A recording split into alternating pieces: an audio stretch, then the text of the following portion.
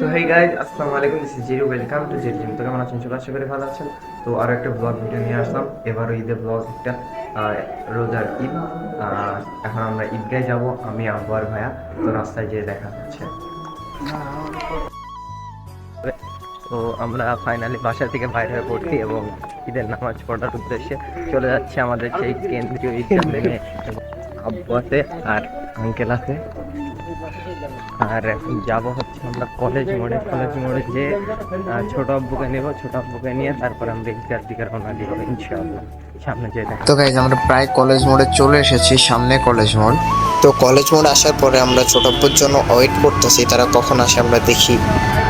তো গাইজ ছোটপুর জন্য ওয়েট করতে করতে অনেকটা সময় চলে গেছিলো, আর রোদে দাঁড়ানো যাচ্ছিল না, এর জন্য পুরো আসার পরে আমার আর ভিডিওটি নেওয়া হয় নাই।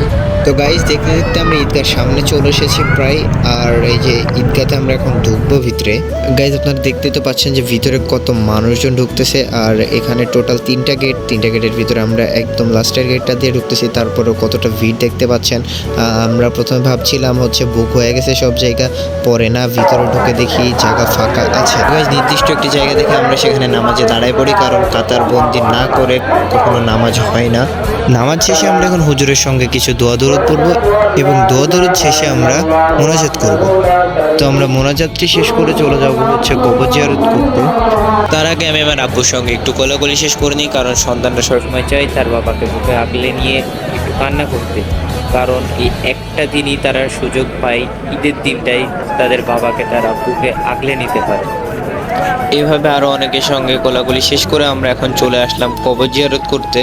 আর গাইজ আমি ভিডিওটা এখানে শেষ করে দিচ্ছি, কারণ আমি অনেকদিন যাবত যেহেতু ব্লগ ভিডিও করিনি, আমার মাথাতে আর কোনো ক্লিপ আসতেছিল না। আমি এর জন্য আর ভিডিওটি বেশি বড় করি নাই। এরপরেও অনেক জায়গায় গেছি, বাট সেই ক্লিপগুলো আমার নেওয়া হয় নাই।